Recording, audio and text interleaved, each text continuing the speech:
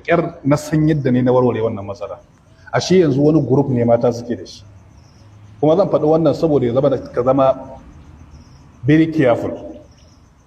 Abinda suke yi yanzu shine kana da WhatsApp number, shine idan kana da WhatsApp number sai su yi amfani da WhatsApp number ka, to sai a kira ka video call. Wannan wani fa aka mawa nake gaya muku, sai amfani da video call. Ana video call din nan kana ɗaga tsirara haihuwa uwarta, kaga wannan ganin nata da kai tsirara to har yayi bidiyo ɗinka, to sai ya zama da kai kana kashe wayar sai ta tura maka chat ga kana yanzu a bidiyo kana kallon ta tsirara, to ko dai ka biya kuɗi ko kuma ta fallasa bidiyo a social media. Na rantsa muku da Allah wani mutumin kirki aka ma wannan, shi bai sani ba, an dauki namban shi haka kawai sai aka kira shi video call, shi bai san wa ya kira ba, sabon namba ce. Yana gani in gaya maka shi kenan, yana dagawa kawai sai ya ga mace gata nan tsirara haihuwa uwarta tana shafe-shafen jiki.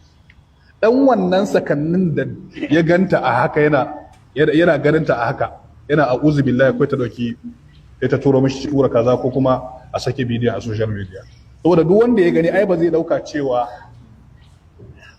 kira aka yi maka ta ba zata ba, zai dauka cewa kawai kana video call da wasu 'yan mutanen banza ne. Wannan abin ya zama ruwan dare yanzu. Yawanci I'm not saying gaba ɗaya mata, wasu matan abin da suke yi kenan, blackmail. Ko yaya, ko daga mutunci, ko daga kawai ka ce barkate, daga taimako, irin just kawai you want to help somebody ko wani abu, next za a yi recording ɗinka, ko kuma kawai kana buɗe WhatsApp ɗinka, next kawai za ka ga an turo maka da hotuna irin wannan na batsa ɗin nan, da hotonta da a turo maka kawai.